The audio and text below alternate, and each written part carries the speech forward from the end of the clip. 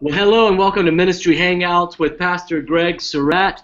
So excited to see all of you guys are along for the ride. We've got a great topic today. We're going to be looking at how to use Periscope in ministry and in leadership, and just as a leader, how can we do that? And I got some great guests today talking about Periscope. Some folks who are using Periscope in a big way. Somebody who's been using Periscope quite a bit is Greg, and this is his Hangout. So, Pastor, why don't you tell us just a little bit about why we do these Hangouts and what's going on, and then we'll get right into our show today.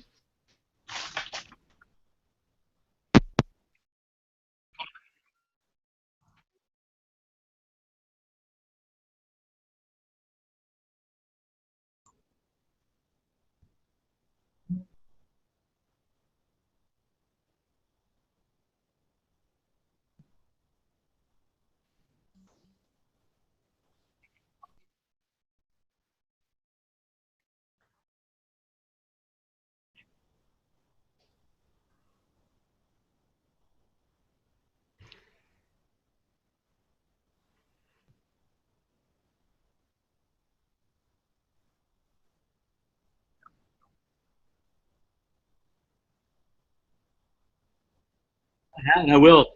Speaking of, if it's Periscope rock stars, we have first the One Direction of Periscope, John Eric Mosler. John Eric, how you doing, man? Our tech guru Did you just call me the One Direction?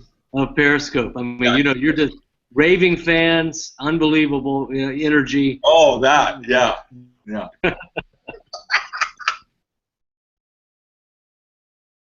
I have my giraffe camo pants on. Hold on, I have the chair so you can see them. Check those. Oh, nice. I like those. I'll send you a pair. Also have my own theme music. Anytime you need that, you know. Like I said. And then, we also have Scott Williams. Scott is blazing some trails in Periscope world, and an early adopter. So, adopter rather. Scott, how are you doing? I'm doing outstanding. Outstanding. How's everybody else doing? Good. Got Carrie Newhoff down here on the left, my left-hand side. It's Carrie, who is behind a great microphone there, Carrie. We can. It's podcast. Well, I saw Greg's last time on the Hangout. I'm going to pull the windscreen aside, and I got envious. So there you go. I mean, if you've got a. You know, it's not. It is I always forget the name. It's a Heil PR40. So it's my podcasting mic, and it's the default mic on my home computer now. So there you go. Nice. Yeah, and we're periscoping this, by the way. So, There are 25 people watching right now. So hey, everybody. Awesome. Like Periscope Inception. It's a Periscope within a Google Hangout within a Periscope. It is. That's exactly it. That's exactly it. We also have, I think, is Mac Lake. Mac, are you here still? I saw Mac, and then Mac went away, and then now Mac is a burgundy square. So I think that's his theme, his band logo there, since he's a part of the rock stars of Periscope. Hopefully Mac will be back with us. I think we're having some technical issues, but Mac Lake will be with us, leadership guru extraordinaire, and also now using Periscope in his leadership abilities. So we're going to talk Periscope today. As you guys know, we have lots of Hangouts in the archive. We're always trying to talk about subject matter that's relevant to you in leadership. And so we're going to jump right in there, Pastor Greg. We're just how do we do all this stuff with Periscope? And we've got some experts here today to help.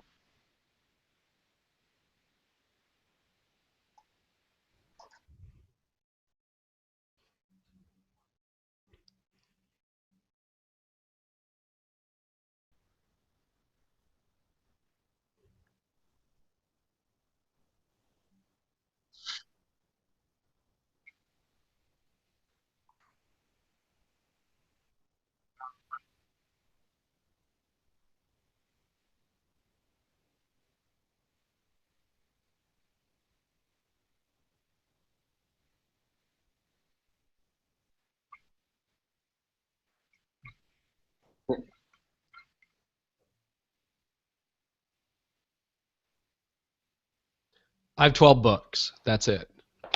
I have 12 books, but they're all on display. So that way I look smart, Greg.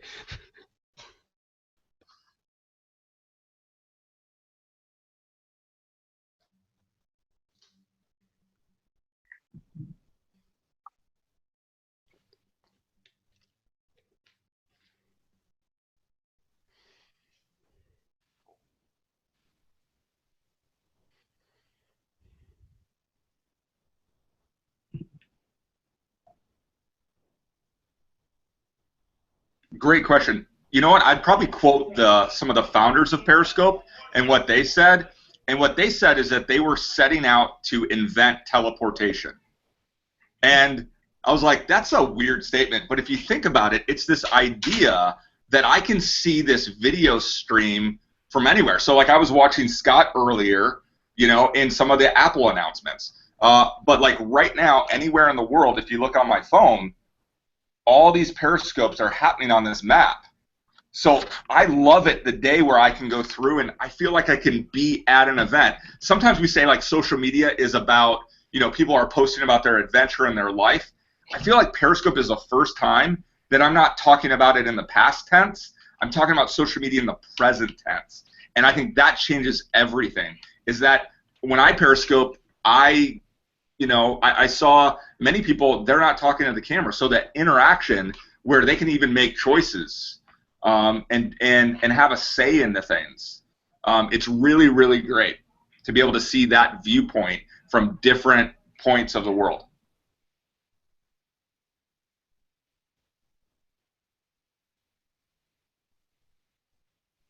Yeah, I'm periscoping it and watching the Apple event at the same time. And on this.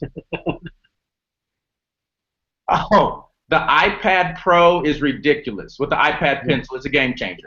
iPad Pencil, man. Whoa. iPad Pro, iPad Pencil, game changers, like, sign me up. Yes.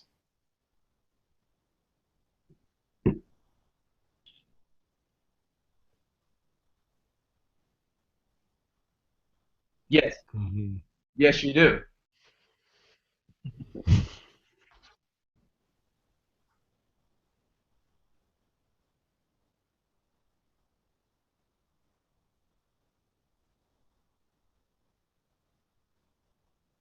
Yes. 10, 10, 10. No, no.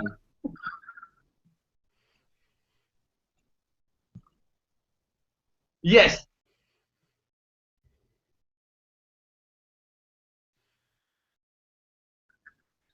Well, I think for me, like I definitely do. First of all, one of the things we do is with our companies, one of the offerings we provide is social media consulting. So I think that it's important for me to be the early adopter to be able to understand what's best for my clients. That's first of all. So I want to be able to be educated, and the best way to be educated is to dive in and figure it out. And as far as Periscope is concerned, I truly believe that it's the future of social media because it's the only social media platform that's ever launched to where it's real reality TV. So as someone that provides social media consulting, we handle a lot of the Twitter accounts and tweets for pastors that are out there. So we're doing it. So here's it. As real as it wants to be, it's not real. This is the only real time I get a chance to feel like I'm in Greg Surratt's living room when he's out there showing his farmhouse and he's talking about what's going on. I get a real close, up and personal look and feel. It's the only application that's ever done that. So it's the future of social media. It's a game changer. Reality television is going to have to adjust because of it. Viewership is going to go down. So this one specifically because it's the ultimate enhancer of whatever we do already. So we're going to come back to some particulars, but I'm afraid I might forget this one. So I'm going to jump ahead and then we'll jump back. You have something that you do on Periscope where you people do karaoke. How does that's the craziest thing I've ever seen in my life. Explain to us what you do and how you do it. So one night I was doing a broadcast where I was sharing Periscope tips and tricks, which is one of the things I do. I call Scope School. And so there's probably 250 people on the broadcast, and we're broadcasting. So at the end of it, I'm getting ready to sign off. I'm like, man, there's 250 people on here. Instead of me just signing off, maybe I can bless somebody. I said, is there anybody in here that has talent right now? Somebody said, I do. I said, if you're committed to saying, I'll go on and I'll sing right now, you got 15 seconds. We'll send everybody from this broadcast to your broadcast. The lady was like, hold on, let me get a hat. She grabbed a hat. We sent everybody to her broadcast. Probably 200-some people went to her broadcast. She launched, and we ended up doing this deal called Scott Pass the Mic. So every single Thursday night, We feature some of the best talent from around the Periscope world. It's actually ridiculous. We've had record labels reach out to us. We have vocal coaches from around the world that are checking it out. So every Thursday night, I'm serious, some of the best talent you'll find. And it just happened just by accident. And so, and so what you do is you drop off of yours and everybody goes on to theirs. Yes, so we send everybody over their broadcast, and we've had people do their very first broadcast and pick up 200 or 300 followers and get 20 to 30,000 hearts on their very first broadcast they've ever done from this Scott Mic. So it's been really cool to see how much of a blessing it is to folks that have some great talent. You are crazy creative. I love it. I just like watching your deal to see what you're going to say. One night you were on a rant about people that, I don't know, that you drop off. I don't know what you called it, where you delete people who... Block. Huh? Where you block them? Yeah, but you had another word going on for block. The block ministry, block party? Yeah, block party or something. Yeah, we call it block ministry. We're block ministry at about 760. We're going to go multi-site once we get to 1,000. Yeah, that was it.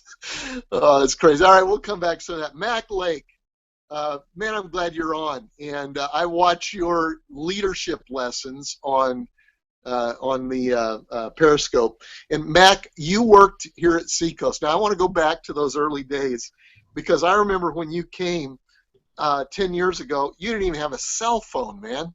Did not even have a cell phone, and now obviously you're influencing in a lot of areas in leadership. What convinced you that technology was worth learning about and actually embracing? What was the process for you?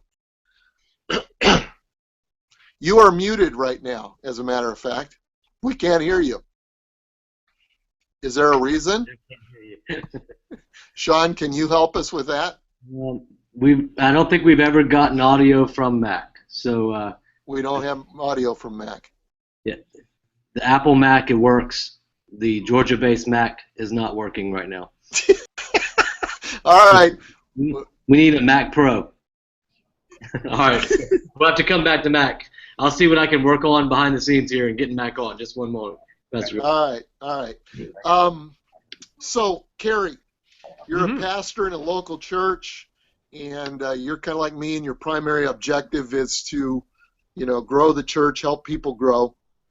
What are some of the ways that you're seeing Periscope help you do that, and what do you think it's capable of?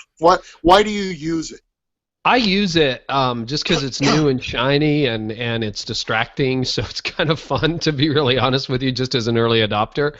I got on it a few months ago, and I was just experimenting. To be really honest, I don't think too many people in our church or in Barrie or Orillia, Ontario, north of Toronto where I live, are on Periscope right now. There's a few, but not a lot. Mostly, I'll get 200 or 300 on a scope, and mostly they, from what I can tell, are church leaders that would listen to my podcast or follow my blog. And so the other, I know there's one guy who's an early adopter, helps us with our social media, who jumps on. But the other challenge you have is usernames. Like, you don't really know who they are. Sometimes they use their Twitter handle, sometimes they use something else. So you're not 100% sure who you're connected with. But I totally resonate with what Scott said earlier.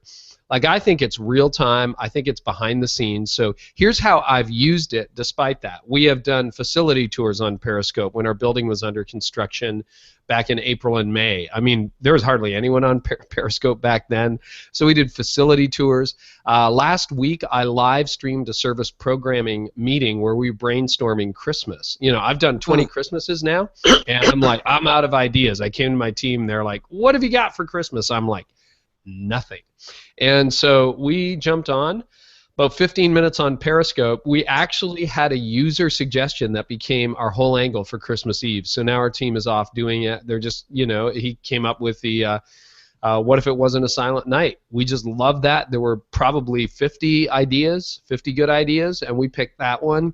That came right off of a Periscope. I think what you'll see, it's kind of like every social media feed develops a demographic. Facebook, #1 source of traffic for my blog and podcast, #1 way we interact with people online. Twitter is for leaders. I think, and leaders locally, but also leaders, in terms of the broader ministry. Periscope has yet to identify a predominant user group. I think these are really early days, but I think you're going to find maybe like Instagram. If you're under 30, you're on Instagram.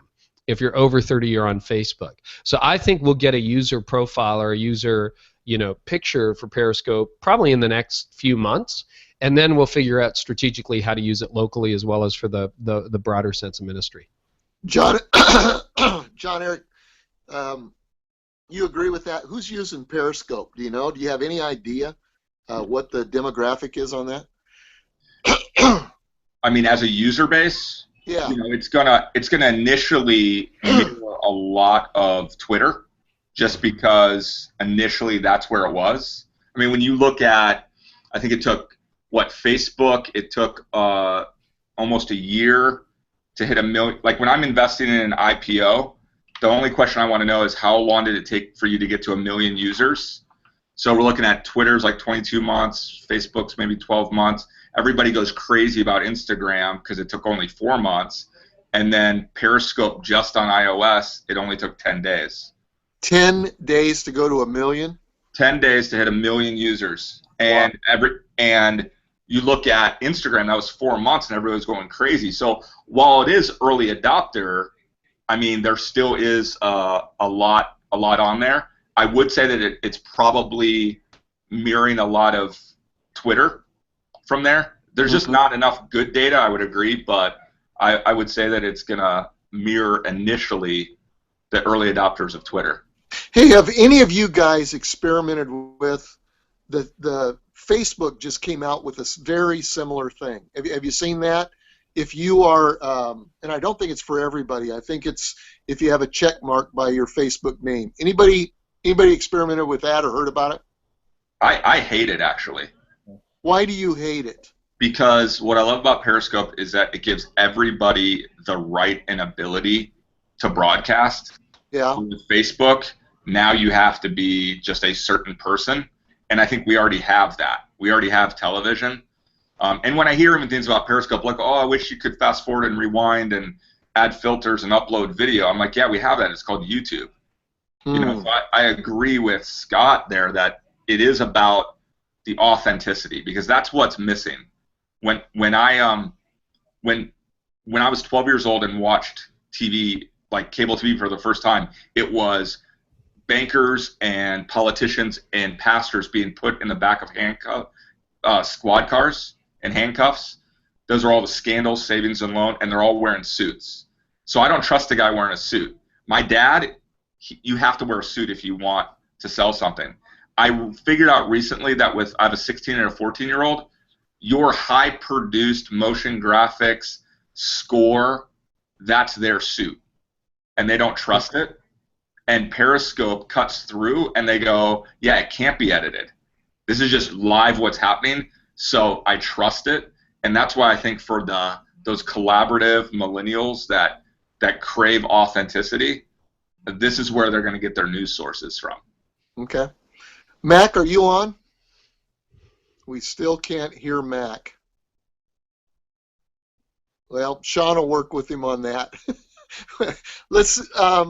Okay, so John, Eric, and Scott, you guys have huge audiences. How do you build an audience, Scott? What do you do? What's let's back up just a second and say, is there a best time to Periscope? Do you know anything about that? I think I can kind of answer that that's one of the things I tried to figure out early on for the first few months, was that just to try to broadcast enough and have enough frequency so I can start to figure out which times are actually getting more viewership. And one of the things and I'll give you times from Central Time, and you just kind of do the math of what works best. And so from 6 a.m. till about 8:30 a.m. is a really, really good time, and that's Central because people love to see sunrise. They love to see what's happening in the morning. They love your morning thoughts. They love your morning motivation. They want to get up and get started. It's just kind of like for those that have been blogging for a long time, how your Monday blogs would often be really, really good. People are expecting that early morning. Also, the noon time, like Michael Hyatt's been doing a good job of broadcasting at 12:30, so your noon time would be 11:30 to 1:30 Central. And so again, people are on their breaks, they're kind of hanging out, they're doing their thing, and so that's a very, very key time. Also, the 5 o'clock drive, it's just, I mean, you kind of almost have to position it like one of the prime times for radio. So the 5 o'clock drive would be actually about 4 o'clock till about 6:30 Central, because your West Coast folks are getting off early, they're in the car early, they're at their house early, they're leaving their job. That's what happens. And then the latest time, actually between about 9 o'clock p.m. till 11:30 p.m. is a prime time, but it also attracts a very, very different group. So you got to know that those broadcasts, you may have a few more trolls, you may see a few more sketchy broadcasts, but you also will get a lot more West Coast folks. And so, so again, those are some of the times that I've just, and when I do the Scope School, those are the times that I share with people. And again, I broadcast, I went from like a lot of broadcasts to minimal, even trying to see what works best there. So I've been totally experimenting since the second day that Periscope launched. How about frequency? So how often are you doing it? So it depends. Anywhere from 5 to 12 times a day. You know what I'm saying? Oh my goodness. It can be anywhere from 5 to 12. I mean, honestly, if you can hit those key times, but here's the deal for me. I've really tried to optimize when I broadcast. I broadcast when I'm hanging out. So if I'm in a waiting area, if I'm resting, if I'm driving, I Periscope and drive. I have my phone mounted the same place the GPS is mounted, so I'm looking straight ahead. That's some of my prime time. So what Periscope has done is it's taken a place of my sports radio listening. So, but at the same time, I'm able to optimize what I'm doing, how I'm connecting with people. And so, again, so when you're sitting in a waiting area, when you're hanging out, when your wife is running late, if you optimize your times, you can do more frequency. And I think that, to me, that's what helps, kind of back to your original question, Pastor Greg, was how do you build the audience? And I'll just speak to that. I really think that the one thing that Periscope does and why it's the game changer is because of the authenticity. So people, what I try to say is you have to broadcast in 3D. So you have the 3 dimensions of Periscope. The 3D actually happens to be 3 Ps. You got the personal dimension. That's you, Pastor Greg, as a grandpa, as a dad, just hanging out, you and your wife. You got the professional dimension. That's you with art. That's you as a pastor. That's you as a leader. And you have the pensive dimension, which is the thought dimension. What are you thinking about? What's going on in your head? What are the quotes? What's speaking to you? And so I think you can be the most effective on Periscope if you broadcast in those 3 dimensions. So the professional, the personal, and the pensive dimension. So again, all 3. You're saying don't just pick one, but do all 3? Absolutely. I think people want layers to you because here's the deal. They get you in your professional dimension if you're their pastor when you're preaching. But they don't get to see you. That's why, I mean, honestly, the most classic fail that we've seen on Periscope, in my opinion, has been Hillary Clinton's campaign. Because Hillary Clinton's campaign, when she did the first broadcast, everybody jumped on there, but they're showing her like it's her handler, it's her publicist showing her, and they're showing these events. We can see that on CNN. What people want to see is Bill Clinton sitting on the sofa with Hillary talking about, hey, I want you guys to vote for Hillary. That would draw people in because people don't know this. The number one difference between the last campaign between Obama and Romney was this. Almost everything else was identical. Obama out-tweeted Romney 8-1. So that's my thought. So Donald Trump is built for Periscope. Is he on? Have you seen him or not? Yes, he's perfect. Perfect. Yeah. So, Mac, are you on yet? No? Okay. Well, we'll work on that. Yeah, Mac has so much to say. Yeah. Okay. John Eric, kind of address some of those for you. What have you found as prime time? Any different? And if you're going to say, here's 3 things to do to build an audience, what would it be? I would say the first thing is an idea that I call like cross-pollination. It's important that it's important that you use the other mediums. So, for example, if I know that I'm going to do a Periscope, so a lot of times it's off-the-cuff stuff. I get to go in a lot of crazy places and adventure and stuff happens. Get to meet amazing people. But then there's sometimes when I'm wanting to go through and say, hey, I'm going to do a Periscope about this topic. Well, then what I'm doing is I'm going to use a Facebook event, create a Facebook event, invite people to it, and say, you know, at 9:50 on Tuesday night, please invite your friends. And then I'm just, for the location, I'm just putting the Periscope link. And I'm engaging with people. Now, hang on a second. Periscope link. You can have a link on your Periscope even before you do it? Sorry, what I'll do is I'll just say, go to location. I'll say, go to Periscope at John Eric Thanks. Okay. Now I'm actually working on some code right now with a buddy where it uses a Twitter API so that your replays get automatically updated by one link. But no, generally what you have to do is you have to go to periscope.tv and then find @JohnEricThinks. But I'm also Find John Eric. Okay. right, and what I'm doing is I'm posting the link. Like, hey, if you don't have it, I'm engaging. I'm saying, hey, what are your questions on the Periscope? I've even done a Facebook group, like a private group, that's like a Periscope beta VIP list where, hey, if you guys want some inside information and answer your questions. But then what I'm doing is I'm also afterwards, right? So I can promote ahead of time, but then afterwards, I got the date wrong, and so the Force Awaken toy thing at midnight Friday, I didn't realize like 12:01 Thursday, so I grabbed my kid out of bed at 1 in the morning, and I'm periscoping it, and we have this hilarious conversation about, don't trust a girl who doesn't ever watch Star Wars. You're looking for love in Alderaan places. We're having a blast, and then I take a 15-second clip of it, put it on Instagram, and then put the Periscope replay in the bio. Or I take... Hang on, back up. Maybe I lost it there. So you do a Periscope. Right. And then you do what with it? How do you get it on Instagram? Well, what I do is I will, it saves it to my camera roll. Okay. So I'll take a 15-second clip, or on Twitter I'll take a 30-second clip, or I'll take even a minute and a half on Facebook. And I'll give kind of like a highlight of it, and then say, if you want to watch the entire thing, click on this link, and I use the replay link. But does Periscope save it beyond 24 hours? No, but this is why I'm creating the sense of urgency to do that. Then if there's something that they really, really want, I will go and maybe put it on YouTube, or a lot of what I do is I have a website for a lot of the people that I help with the training, and they get that Periscope content as part of their subscription. Okay. So they get it forever.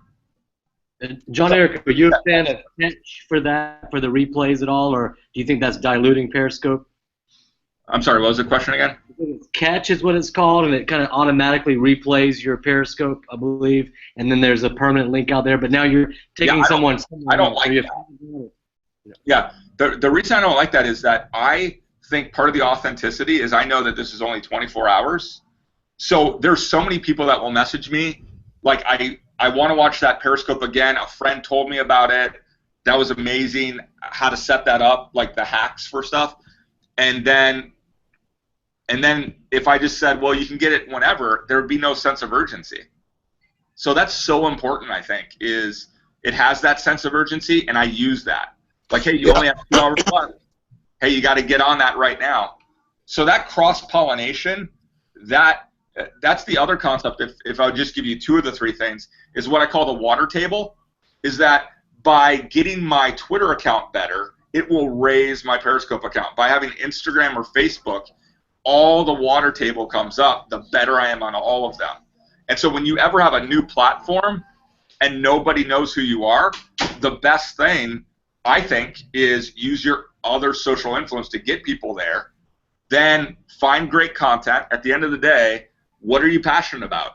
So I Periscope about things I'm passionate about and how I can help people. Okay, so I want you guys to take a swing at your host here.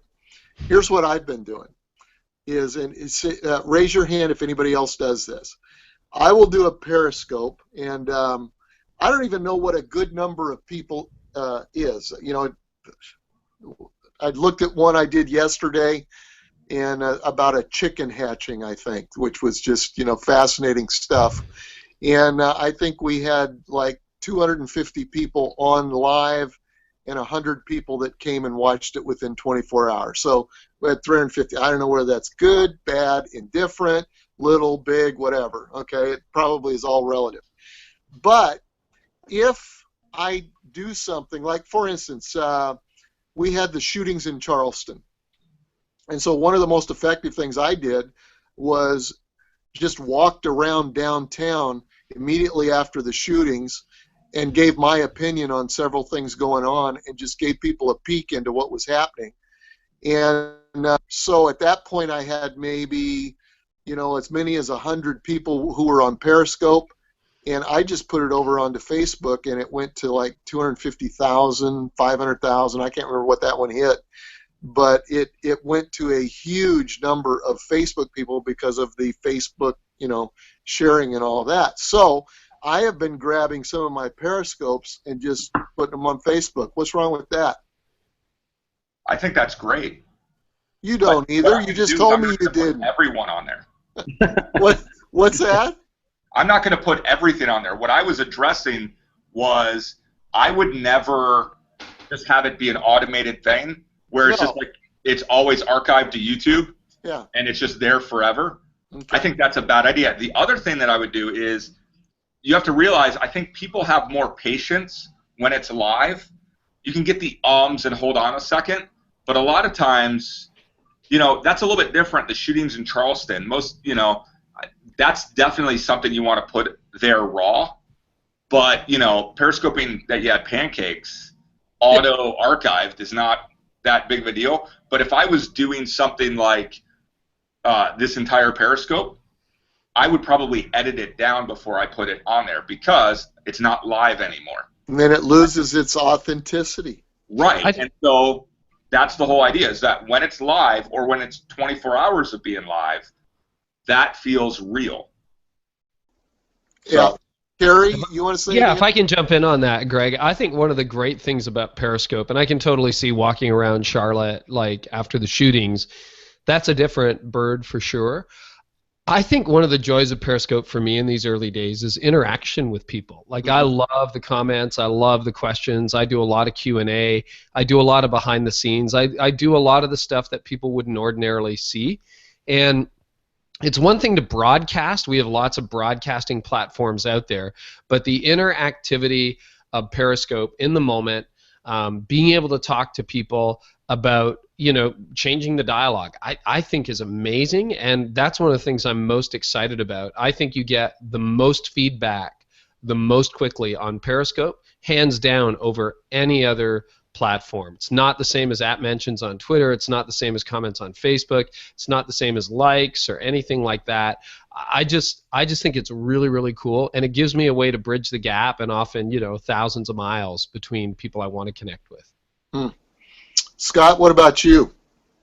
I think there's a couple of ways to view it. I use catch.me for it archives all of my broadcasts because what happens is that some of my broadcasts are longer, and I really think one thing about it, I think you have to look at it like if you had a reality TV show where the viewers of your reality TV show could tell you what they wanted. Imagine how much the networks would adjust if they had a real-time button you could push. I want you to do this. I want you to do that. So I think you really have to allow your audience to help to dictate what you want. So if you have your audience that says, hey, man, will you please put that on there? I missed you doing this. I missed you doing that. So if your audience starts to dictate, man, we would love to have it. Because, again, everybody's not going to go there. You just make it as an available thing. Most people are just going to want to catch it live.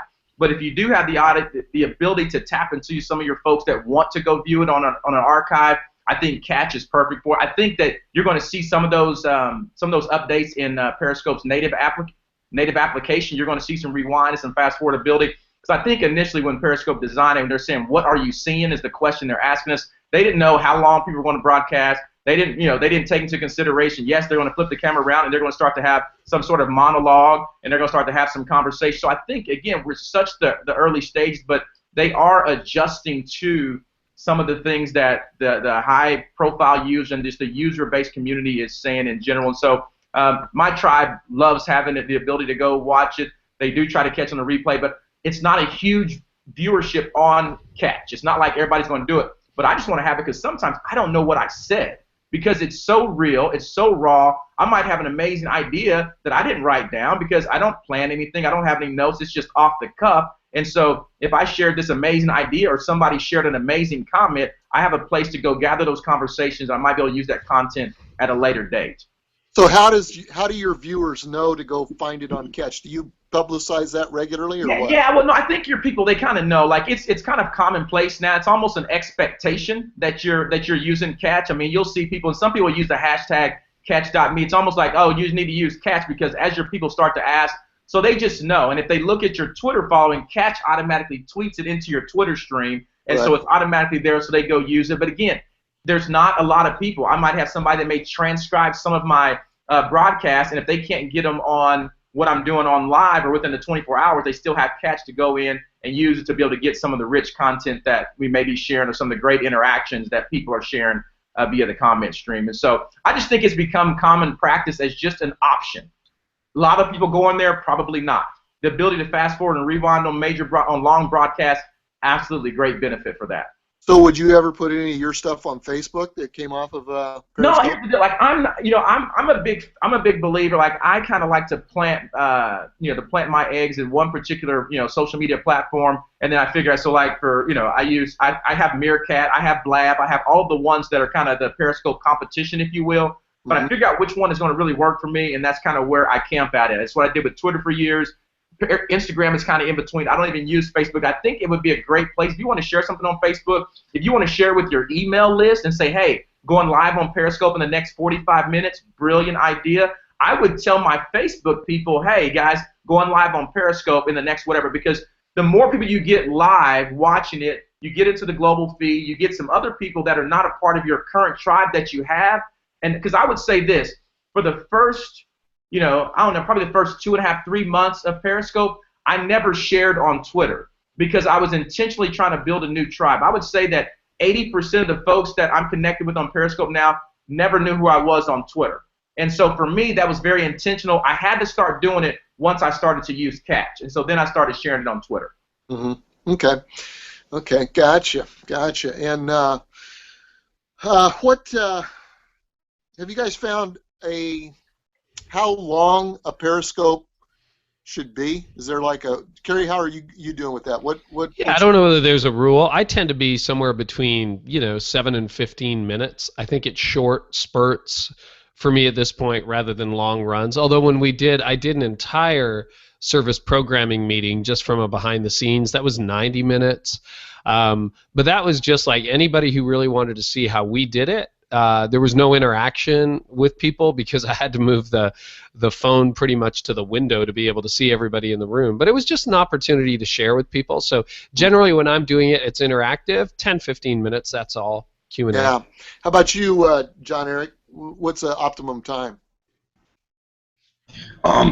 Generally, first of all, you want to try to captivate somebody in the first 20 seconds. So one of the tips that I'll give is you got to give enough time for people to get on your broadcast. Mm-hmm. So that's why sometimes I'll play music or that starting frame is really important. But I'm the same way of, I think, people's online video tolerance is 3 minutes, and I think you can almost double it with Periscope. But you can, if you know that, hey, you're going to do like a staff meeting or a whole entire planning.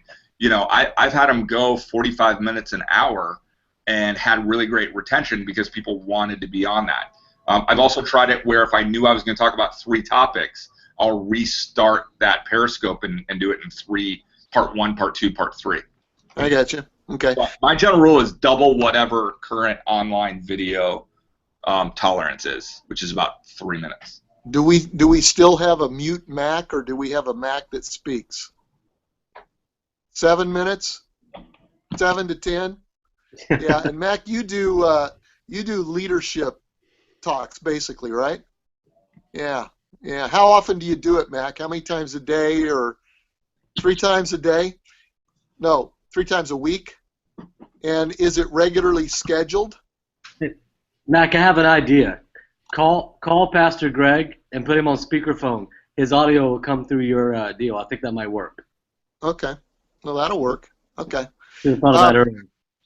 Yeah, Scott, how long? What do you think's optimum time? I think that one of the things that I found with Periscope is I think the length of time. Again, it all depends on your audience. I think that maybe one of the misnomers on the length of time is that if you go short, the challenge with Periscope, or really the challenge, or if you look at it in the other sense, the blessing with Periscope is just ask this question to your viewers. If you've done a broadcast and you're on 5 minutes, you're on 7 minutes, you're on 10 minutes, ask them, how many of you guys have just gotten on this broadcast in the last 3 minutes? More than 50% of your viewers will say they just have gotten on. That's why your retention numbers are never high. So the thing is, if you're doing a short broadcast, if you got those last 2 that just jumped in the last 5 minutes, I just say you repeat yourself, you recap, and you go as long as your audience The beauty is your hearts and your numbers tell you the engagement and number of people that you're having on. So if you're doing it, in my opinion, 5 to 7 as a rule, I think a lot of times you can miss out on great opportunities, and it's really hard to have any great dialogue or interaction in 5 to 7 minutes, because my thing is, what I like to do, I like to treat it like,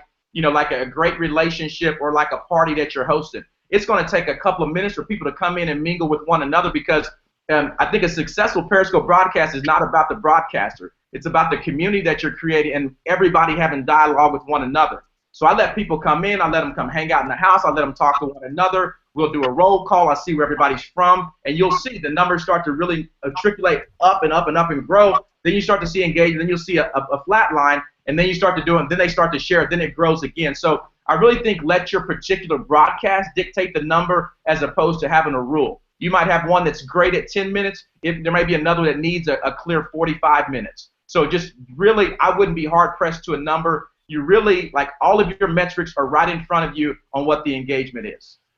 Good. Hey, Matt, can you talk to me?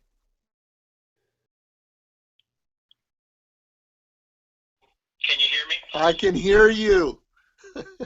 Great. Wonderful. Awesome. Can they hear me? Can you hear me okay, Sean? We can. Good. All right. Great. Well, I'm glad you're on. That's awesome. Hey, let's go back to kind of the beginning. I said to you that when I first met you, came to Seacoast, you didn't have a cell phone. And it's not like everybody else didn't have one. We all had them. You didn't. And this just proves I'm a real tech genius. It took me 45 minutes to get on. Well, what changed for you? What changed to make you, because you do use technology in some pretty effective ways now. What changed? Yeah, I'm probably older than these other guys. And I imagine there's some guys who are watching right now that are my age. I'm 54 and may not be using technology. And Greg, honestly, when all this came out, when technology came out, Twitter, was the big thing when I jumped in. And to be honest with you, I was scared.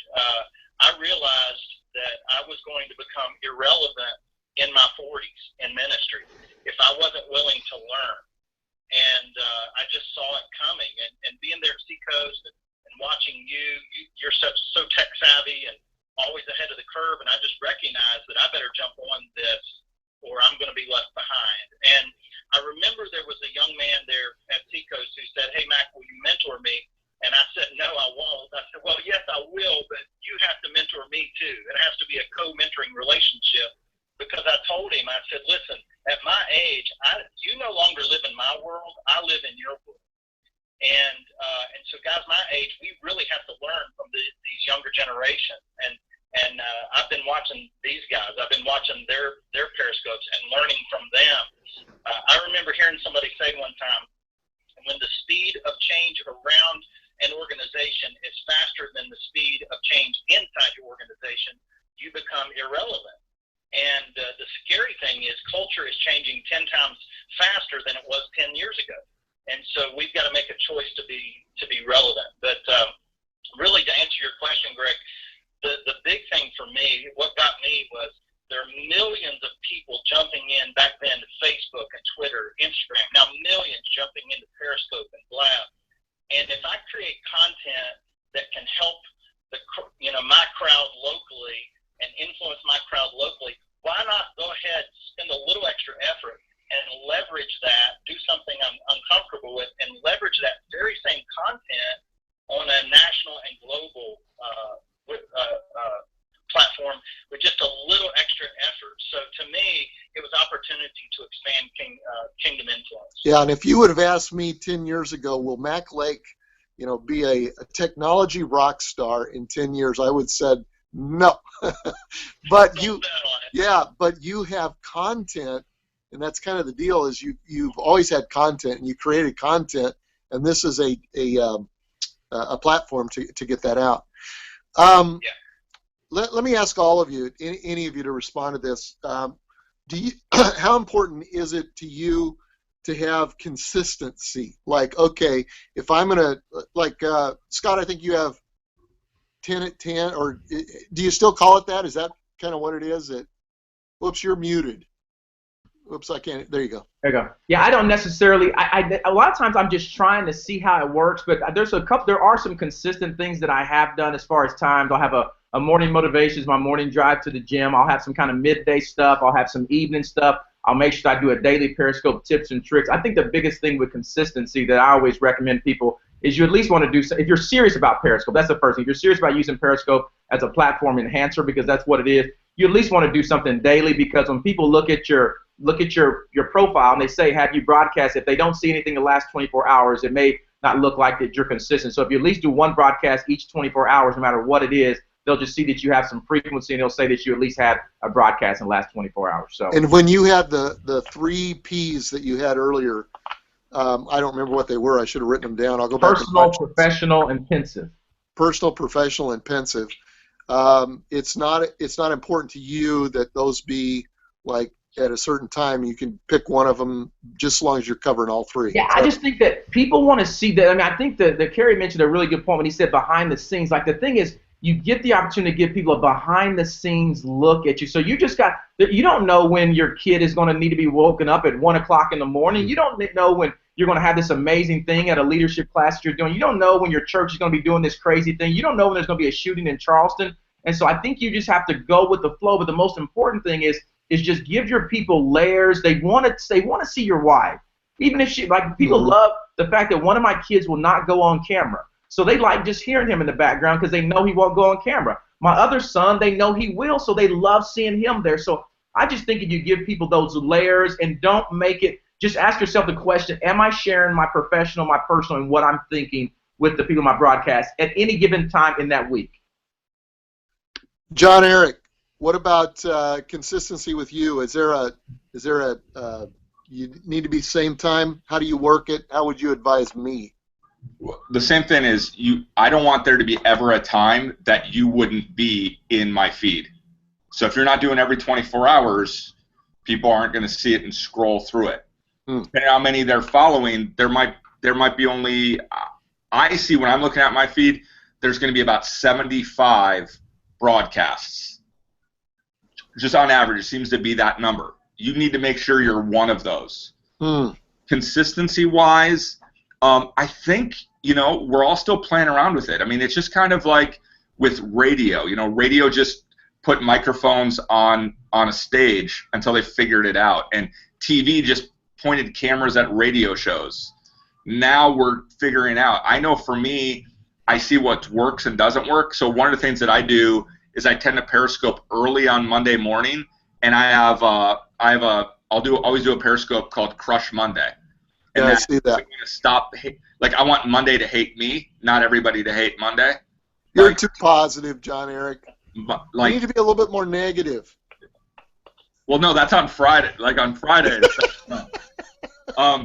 So there's just some of that where I'm seeing what starts to work. I noticed recently, I have a 5-year-old. So I have a 16-year-old, a 14-year-old, and then a surprise baby.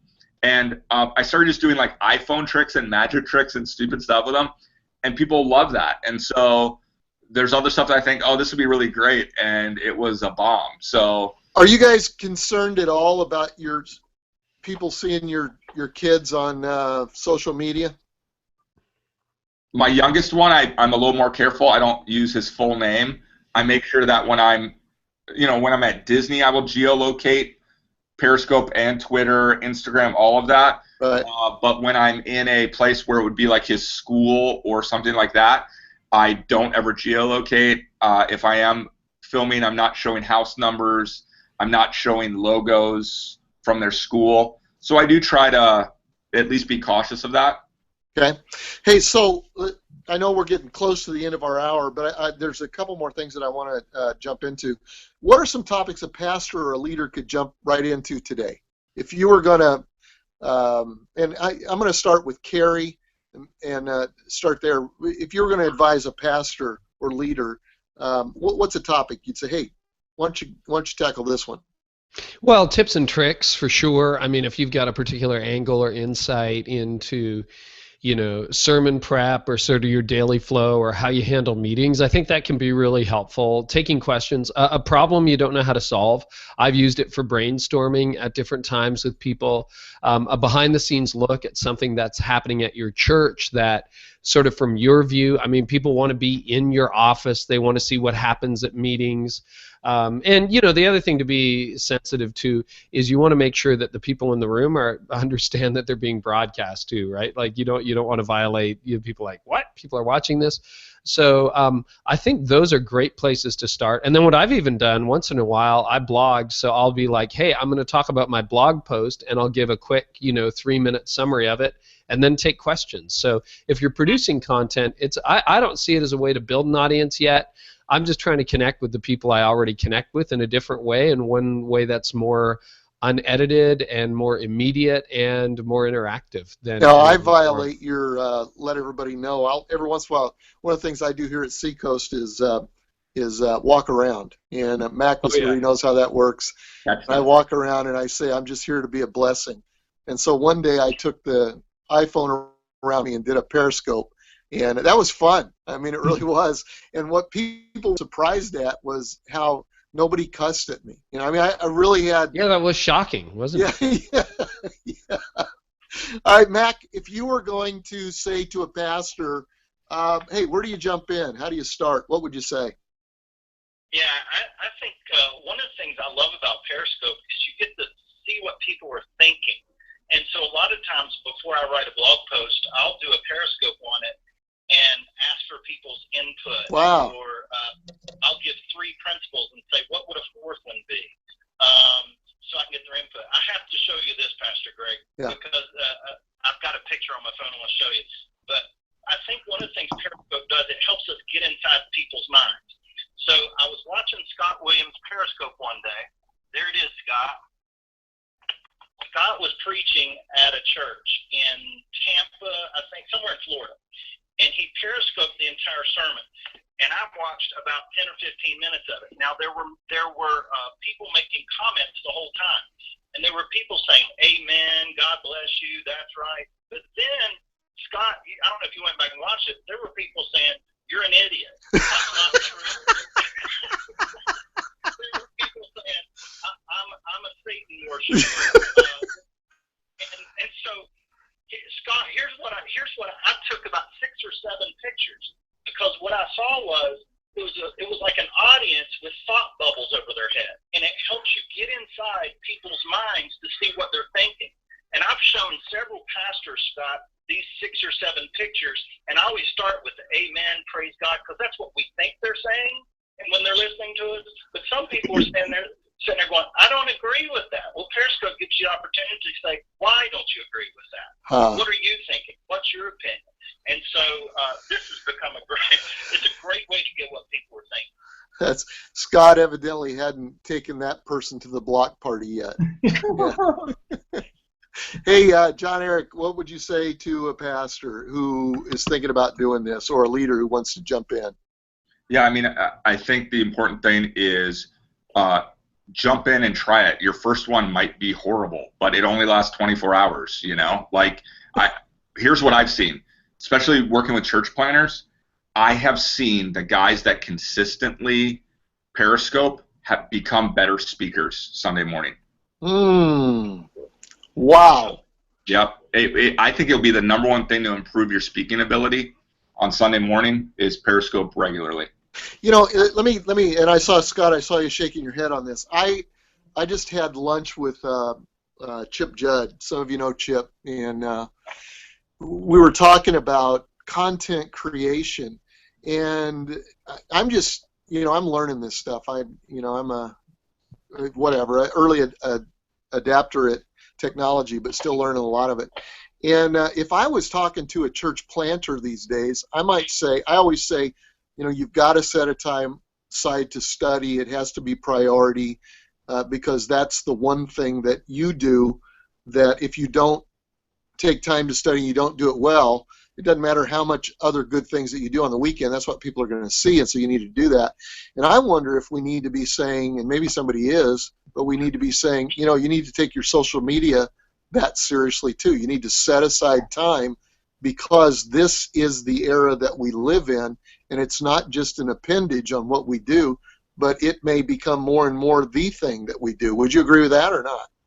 Absolutely. I mean, think about the number of viewers that some of these guys have said that they've had are more than the average church in America attend on a Sunday morning. Oh, yeah. So when I go and talk to you guys, one of the two big things that I hear is, how do I have the church get bigger without getting it too big? And how do I connect people Sunday to Sunday? Periscope. Mm-hmm. Like, you get a more inside look, as well as you're connecting them throughout the week. So what I think we do is it's like this idea, like we have this cow of content, and then we cut out the fillet and we serve it Sunday, and then we throw the cow away. And all social media is join me live. We're now live. Catch the podcast. Instead of bring me along that journey. Show me that take an Instagram picture of part of your notes, a section of it.